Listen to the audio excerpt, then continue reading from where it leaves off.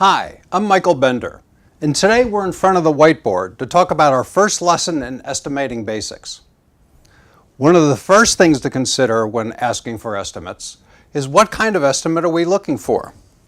There are in fact two kinds. The first one is an effort estimate. The effort estimate tells us the actual amount of work that has to be done in order for an individual to complete a task. The way I describe it in the seminar is, I lock you in a room, I hook up Ringer's lactate into your arm so you're not going to need any food. If you want some coffee, we'll just shoot it into the IV bag. I'm going to turn off your internet access and turn off your phone. No phones, no lights, no motor cars, not a single luxury. And you actually work on the activity without distraction. That's an effort estimate. The second kind of estimate is a duration estimate. This, of course, tells us how long it will take you on a calendar.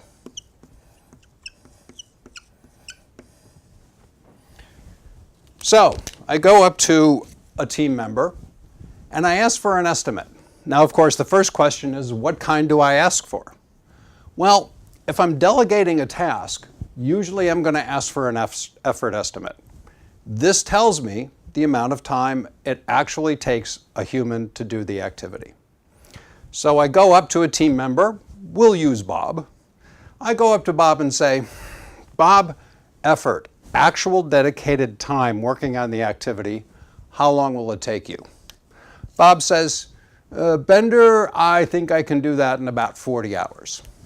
Okay, so our effort estimate is 40 hours. Now, can I put Bob down for a week on this activity? Well, no. I can't hook up a catheter. I can't hook up Ringer's lactate. Obviously, Bob is going to be doing other things during the day. So let's take a look at things we typically do during the day, which is not project work. I call this the other stuff list. The other stuff list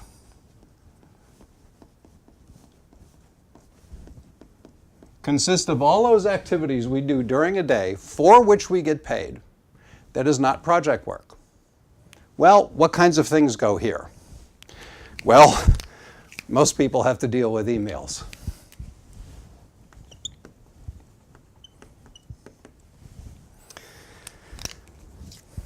Of course, you may get called into meetings. Now, obviously, project meetings should be included in the project estimates, but not all meetings are project meetings. You may have staff meetings, you may have communication meetings, HR meetings. All these need to be included.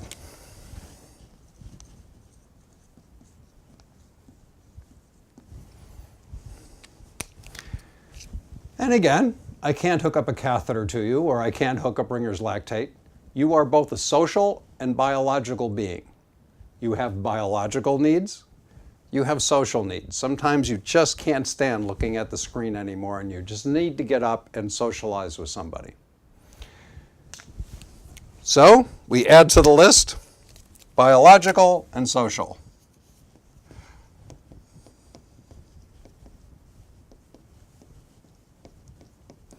Now, some people will include lunch for this. If you get paid for lunch, absolutely you need to include it. If you don't get paid for lunch, you don't. Well, what other kinds of things do you need to do? Well, I assume at some point you're going to want to take a vacation. You get holidays, and sadly, once in a while, you may need to call in sick. Holidays, vacation, sick. Some of you may need to do travel during your work.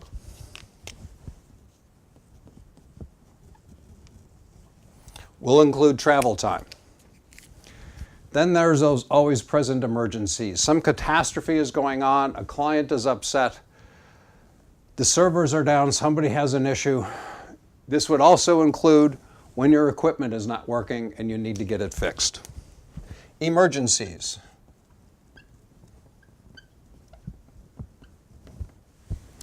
And of course, no organization is without administration.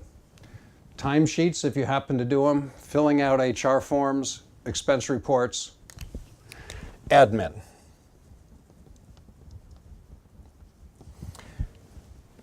Now let's take a look at the amount of time we spend doing each of these during a typical week. Now obviously results are going to vary. What I typically do in a classroom is I go through the list and I try to get a class average. And I'll use conservative results that I typically get in a classroom. So, for example, let's talk about emails. Now we're going to do this on a weekly basis. And emails obviously we handle daily. So we're going to determine the amount of time we spend each day and multiply by 5. So ask yourself, how much time do you spend doing emails in a day? Well, numbers I typically get are 1 to 2 hours a day. I get much higher numbers, but let's be conservative and let's call it 1 hour per day, which means in a typical week, we'll have 5 hours.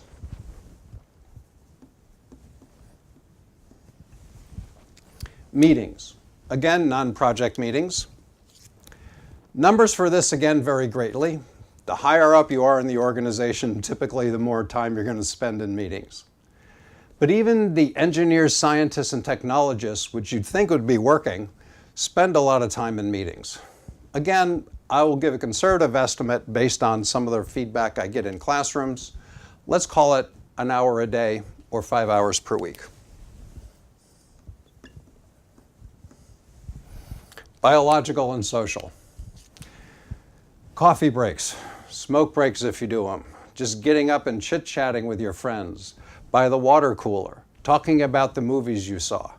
Some days I just can't look at a machine anymore. I just can't look at that screen. I go out and take a walk around the building. Again, numbers vary. Some people can work concentrated very well. Some people just need to get up and move around. Again, let's talk about an hour per day. 2 15-minute breaks, plus a little chit-chat here and there, getting in the morning, getting your coffee. Let's call it an hour a day, and again, 5 hours per week. Holiday, vacation, sick. Well, we'll do this on an annual basis. So let's assume you get 2 weeks paid vacation. Let's assume you get 10 paid holidays. And let's assume you call in sick 5 days out of the year. That's about 5 weeks out of 52. That's about 10%. 10% of a 40-hour week is 4 hours.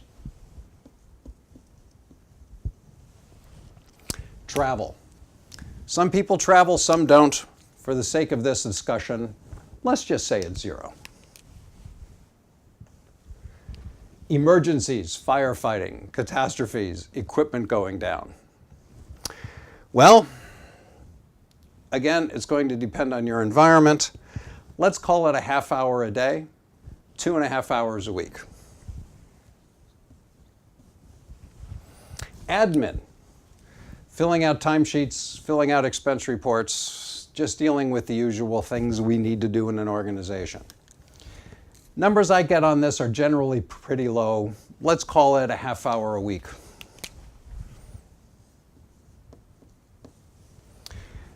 Now, there are other things we can add to this. Mentoring, helping out your fellow mankind. What are you doing now? You're training. You're not working. Training would need to be included in this. But let's just take a look at these and see where we are. Well, this will give me 10 hours. We have 3 down here. We have 4 there. We have 5 there.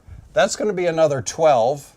We're already at 22 hours per week, and we haven't done any work yet, including our normal job or any project work. The numbers are real. I've done an analysis on this, and honestly, there's only one item that we can really pull out of a typical work week. Obviously, if you're on vacation, you're not working. So during a typical task, I'd probably not consider this. That'll save us about 4 hours, but that still brings us to 18 hours a week not working. And again, we haven't talked about mentoring, helping out your teammates. We haven't talked about training, what you're doing now. So let's conservatively say 50% of your time is spent doing other things. That means if Bob, remember Bob? If Bob requires 40 hours of dedicated work, but I only have 50% of them, how long will it take him on a calendar? Well, 1 week of effort, I only have half of them, means it's going to take him 2 weeks on a calendar. Now, there's a massive assumption I made here. One is, Bob has nothing else to do besides my project. So ask yourself, how many projects are you working on? Again, the numbers I get in classrooms vary greatly. I get very, very few people working on only 1 or 2 projects. Most people are working on 4, 5, and 6 projects, and I get people working on 20 projects at a time. Well, let's use 5 as a number just so we can figure out how the math works. If he needs 2 weeks just to do this project, he's going to need 10 weeks if he's working on 4 other projects besides mine. The numbers are real, and they are scary. It's amazing how inefficient some companies operate. Again, your numbers vary. I encourage you to create your own list. Just take a typical workday, figure out what kinds of activities can occur during that day which distract you from getting work done, and just make your own estimates of how much time you spend dealing with each of those issues. I think the numbers might surprise you. The amount of time that a person has compared to the amount of effort it takes is called percent utilization. And the equation is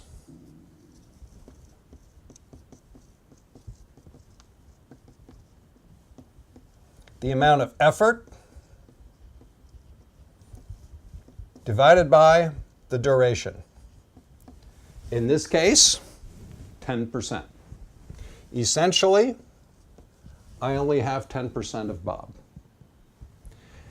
In subsequent training, we will take a look at what we can do about this and how we can improve it.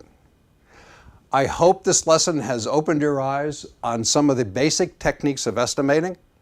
We look forward to seeing you in another micro lesson.